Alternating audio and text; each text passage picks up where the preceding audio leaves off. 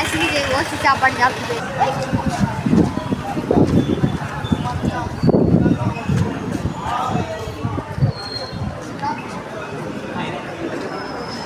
போதும் ஃப்ரெண்ட்ஸ். இப்போ நம்ம மேலே வந்துச்சு.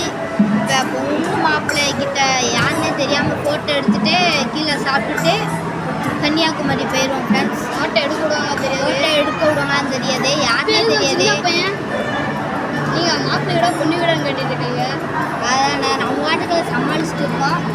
சும்மா அமைதியாடிட்டு கன்னியாகுமரி போகிறோம். யாருக்கும் தெரியாது. அவ்வளோதான்.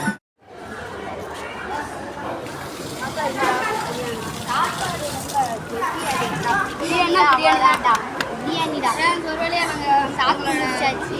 யாருக்குமே தெரியாமல் சாப்பிட்டு முடிச்சாச்சு. பிரியாணிலாம் தூக்கல இருந்துச்சு ஃப்ரெண்ட்ஸ். சம்மு இருந்துச்சு. நானும் 2 ஆட்டம் விளையாடுறேன். நாங்கள் போவோம், நம்ம வேணும் போவோம். இதெல்லாம் ஃப்ராங்க்கு. ஜான்சனோட அவங்க மாமாவுக்கு தான் கல்யாணம். நாங்கள் சும்மா ஃப்ராங்க் தான் பண்ணோம். ஆமாம், அடுத்த வீடியோவில் கன்னியாகுமரி. அடுத்த வீடியோ